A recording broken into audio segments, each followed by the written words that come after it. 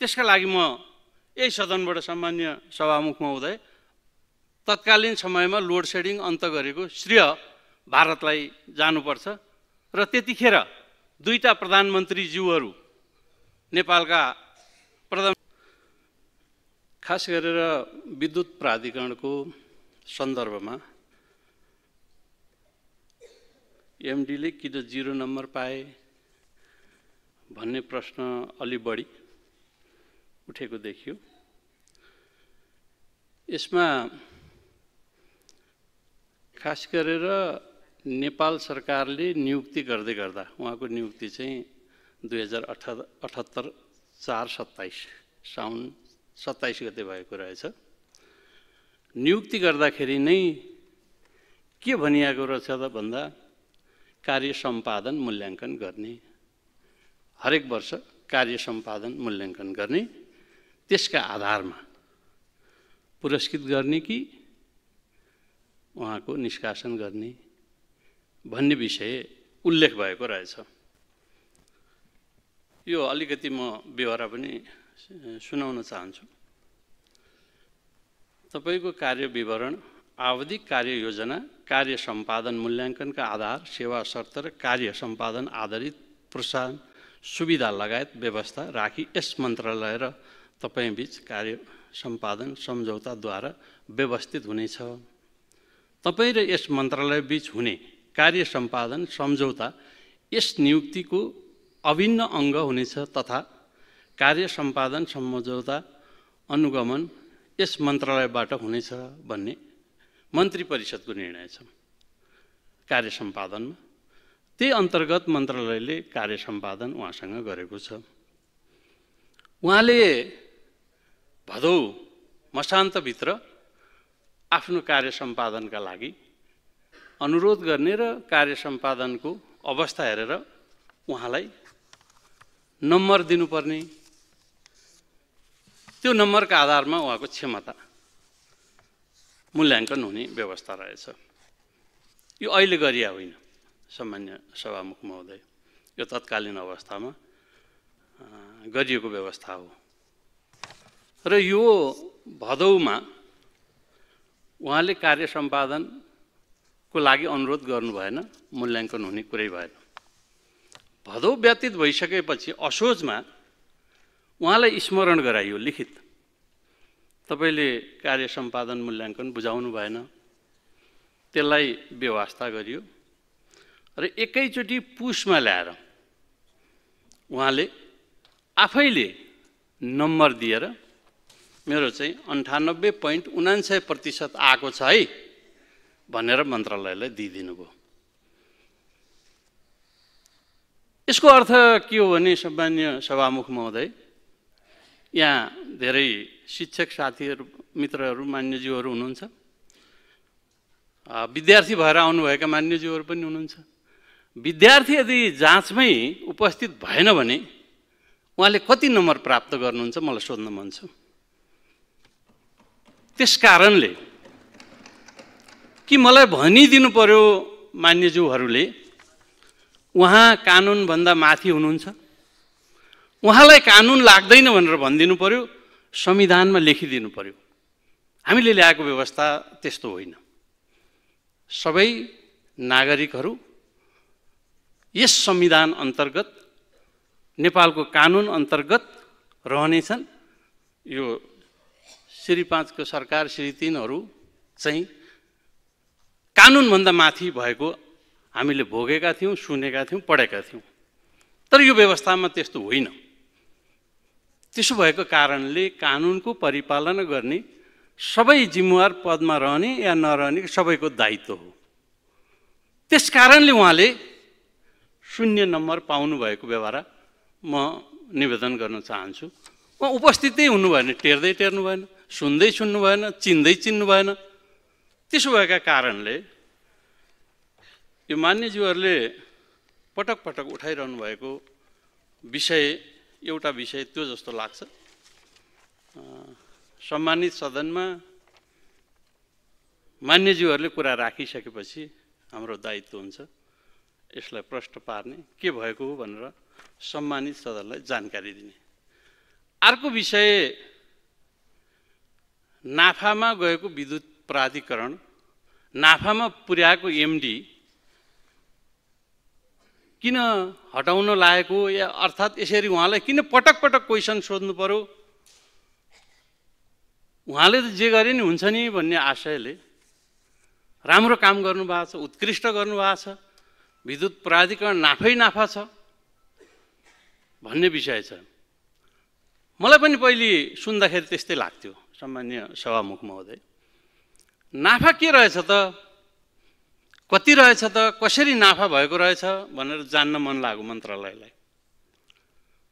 मन्त्रालयले यहाँ थुप्रै मान्यज्यूहरू आज कम हुनुहुन्छ, पूर्व मन्त्रीहरू त्यस मन्त्रालय अन्तर्गत काम गर्नुभएका, त नाफा के रहेछ भनेर हेरियो।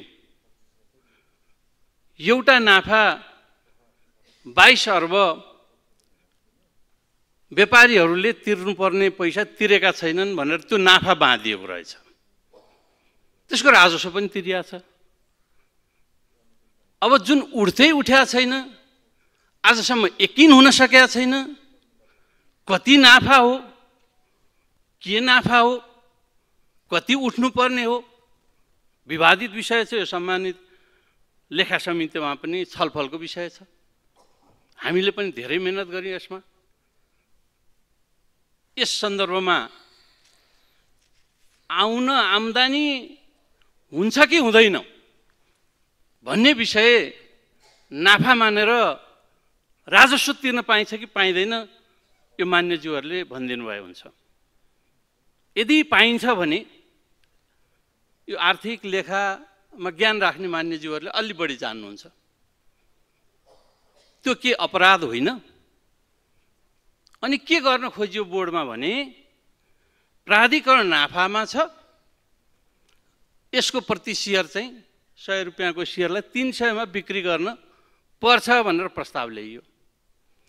मैले भने नाफा यकिन गरौँ न, 500 मा बिक्ने हो कि यसो गरौँ, एउटा यसको नाफा नोक्सानीको डिडिए गरौँ भनेर प्रस्ताव गरे। मात्रै होइन, डिडिए गर्ने निर्णय गरे, त्यो बोर्डले गर्यो। त्यो निर्णय उहाँ कार्यान्वयन गर्न मान्नुहुन्न। किन कार्यान्वयन गर्नु भएन भनेर लिखित पनि सोधियो, उहाँ जवाफ दिन मान्नुहुन्न। यो मात्रै नाफा होइन, थुप्रै आयोजना, झन्डै 25-26 वटा आयोजनाको उहाँ अध्यक्ष हुनुहुन्छ। आयोजनाहरू सञ्चालन छन्, कति निर्माण भइसकेका छन्। त यो आयोजनामा काम गर्ने मान्छेहरूले, ठेकेदारहरूले रकम प्राप्त गरेका छैनन्। कति रकम हो यकिन भएको छैन, किनभने मन्त्रालयमा रेकर्डै छैन, हेर्नै पाइँदैन। र डिडिओ गरौँ भन्दा उहाँ मान्नुहुन्न। अब नाफा हो कि होइन भन्ने विषय, नाफा हो भनेर मानिदिएर जनतालाई 300 मा सेयर बेच्दै गर्दा के हुन्छ होला प्राधिकरणको? तपाईँ हाम्रो हविगत के भन्छन् होला जनताले हामीलाई? कि यो पनि मानिदिनु पर्ने? उहाँले जे भन्दै जानुहुन्छ त्यो मानिदिनु पर्ने कानुन छैन यो देशमा? मान्नु पर्दैन? हामी सबै भनिरहेछौँ त, प्रधानमन्त्री चाहिँ उत्तरदायी हुनु पर्यो, राष्ट्रपति उत्तरदायी हुनु पर्यो। यो मुलुकको शीर्ष तहमा रहेका व्यक्तित्वहरू उत्तरदायी हुनुपर्छ भने एकजना कर्मचारी उत्तरदायी हुनु पर्दैन? त्यही भनेर मैले अघि भनेको लेखिदिउँ न त, उहाँले चाहिँ हुनु पर्दैन भनेर। त्यसो हो त? होइन होला। त हामी सबै कन्फ्युजमा छौँ। त्यस कारणले यो प्रश्न गरिराखेका छौँ, यसको छिनोफानो गर्नुपर्छ भन्ने भयो। एकातिर त्यो लाल आयोगले 22 अर्बको साटो 6 अर्ब उठाए हुन्छ भनेर लेखेको छ। अर्कातिर 22 अर्ब चाहिँ नाफा हो भनेर आम्दानी बाँधेको छ। के हो त भनेर त्यो लाल आयोगको निर्णय सार्वजनिक भयो। धेरै वर्षदेखि सार्वजनिक भएको रहन्छ। सार्वजनिक भयो। मन्त्री परिषदले मन्त्रालयलाई यो निर्णय कार्यान्वयन गर्नु गराउनु भनेर लेखेर पठायो।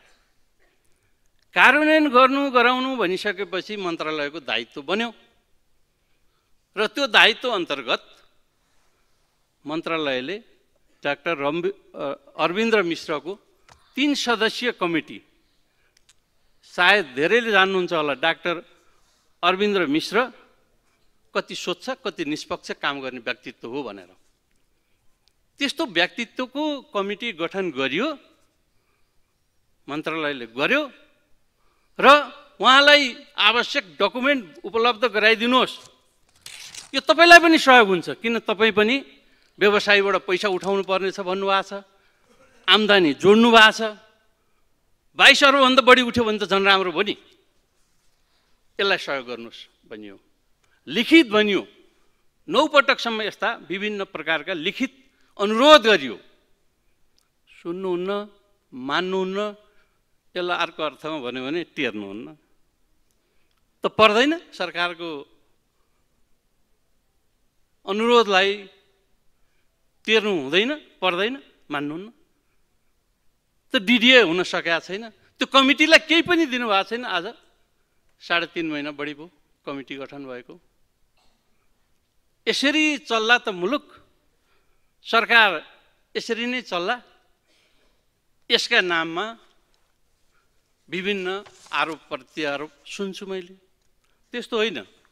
मान्य ज्यूहरू, सभामुख मार्फत म अनुरोध गर्न चाहन्छु, त्यसो भएको कारणले यकिन गर्न पाइएको नपाइएको नाफाको जनतामाथि कसरी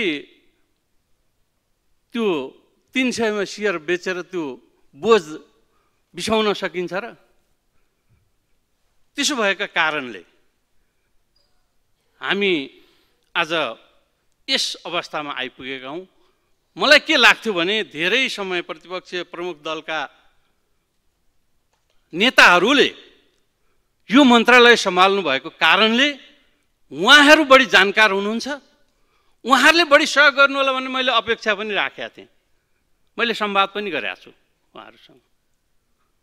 उल्टो प्रतिप्रश्न हुन थाल्यो, यसरी बुझ पचाउँदै गयो भने समाज कहाँ पुर्याइन्छ होला हामीहरूले, यो चिन्ताको विषय छ। अर्को, लोड सेडिङ अन्त गरेर नायकको उपाधि दिइराखेका छौँ हामीहरूले, समाजले, तपाईँ हामीले सबैले। तर त्यही मन्त्रालयमा बसेर काम गर्ने मन्त्री पूर्व मन्त्रीज्यूहरूलाई राम्रो ज्ञान छ लोड सेडिङको अन्त कसरी भएको थियो भनेर। लोड सेडिङको अन्त हुँदै गर्दा हामीहरूले भारतबाट 450 मेगावाट विद्युत आयात गरेका थियौँ। नेपालको आवश्यकता तत्कालीन अवस्थामा 425 मेगावाटको थियो। त्यस कारणले अर्कोतिर उद्योग धन्दामा लाइन, बेलुकाको लाइन कम दिएर लोड सेडिङ भयो भन्यौँ। त यो बरु हामीले हाम्रा छिमेकीहरूलाई धन्यवाद दिउँ न, हाम्रो आवश्यकता परिपूर्ति गरिदिएकामा भारतलाई धन्यवाद दिउँ। 400 मेगावाट उहाँहरूलाई चाहिँदै पनि 450 मेगावाट हामीलाई किन्न दिनुभयो। त्यसका लागि म यही सदनबाट सम्मान्य सभामुख महोदय, तत्कालीन समयमा लोड सेडिङ अन्त गरेको श्रेय भारतलाई जानुपर्छ। र त्यतिखेर दुईटा प्रधानमन्त्रीज्यूहरू, नेपालका प्रधानमन्त्री अहिलेका सम्मान्य केपी शर्मा ओली ज्यूको नेतृत्वमा मन्त्री परिषदमै निर्णय भएर यसलाई चाहिँ खरिद गर्ने भन्ने निर्णय पनि रहेछ। त्यसकारणले लोड सेडिङ अन्त भएको हो। gsnepal.com तपाईहरु हेर्दै जानुहोस्, हामी अपडेट गर्दै जानेछौँ र हेरिसकेपछि मन पर्यो भने सब्स्क्राइब गर्न भएन भन्नु होला।